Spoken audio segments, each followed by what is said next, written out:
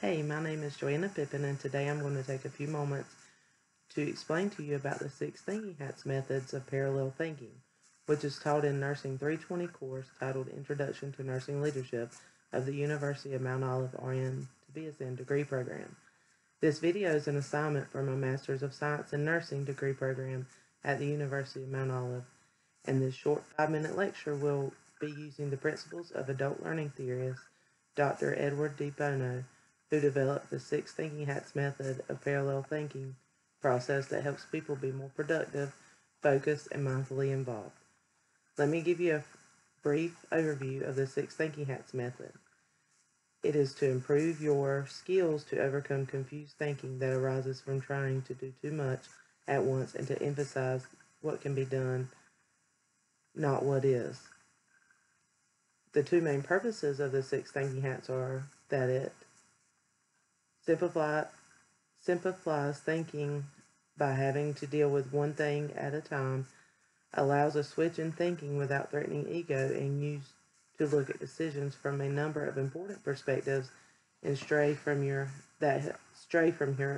habitual thinking style and help you get more rounded view of the situation. Each thinking hat is a different style of thinking, which I will explain. The blue hat, this hat represents focus process control. It's the hat worn by people chairing meetings, for example. When facing difficulty because of running dry, they may direct activity to the green hat thinking, which contingency plans are needed, but will ask for black hat thinking. Green hat represents creativity. This is where you develop creative solutions to a problem. It is a freewheeling way of thinking in which there is little criticism of ideas. The white hat, you focus on available data. Look at the information that you have, analyze past trends, and see what you can learn from it. Look for gaps in the knowledge and try to either fill them or take account of them. The yellow hat helps you think positively. This is the optimistic viewpoint that helps you see all the benefits of the decision and the value in it. This hat helps you keep going when everything looks gloomy and difficult. The red hat, when wearing it, you look at problems using your intuition, gut reaction, and emotion. Also think how others could react emotionally. Try to understand the responses of people who do not fully know your reasoning. The black hat, which is the last hat of thinking, it looks at the decision's potentially negative outcomes. Look at it cautiously and defensively. Try to see why it might not work. This is important because these are the highlights of the weak points of your plan. It allows you to eliminate them, alter them, or prepare contingency plans to encounter them. Black hat thinking also makes your plans tougher and more resilient. It can also help you spot fatal flaws and risks before you embark on a course of action. It is one of the real benefits of this model, as many successful people get used to thinking positively, that they often cannot see problems in advance. This leaves them underprepared for difficulties. The 6 thinking hats can be applied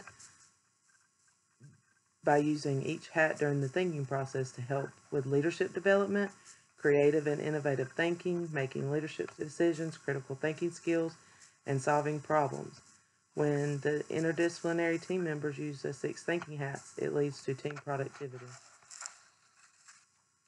A great example of this would be making a leadership decision regarding a hiring process as a nurse manager. I would begin my day by using the blue hat. I'm focusing on the goal for the day and interviewing nurses for a current vacant position. When interviewing potential employees, I switch to the white hat to analyze the interviewer's resume and collect data that is needed and that is relevant to the situation. focusing on what job the person applied for. Next, switching to the black hat is necessary to make sure that there are not any obstacles that stand in the way of hiring the interviewer. Asking questions such as past experience and limitations to work schedules or pertinent information that I will want to know about the person which may hinder them from completing the necessary daily tasks of the job requirements.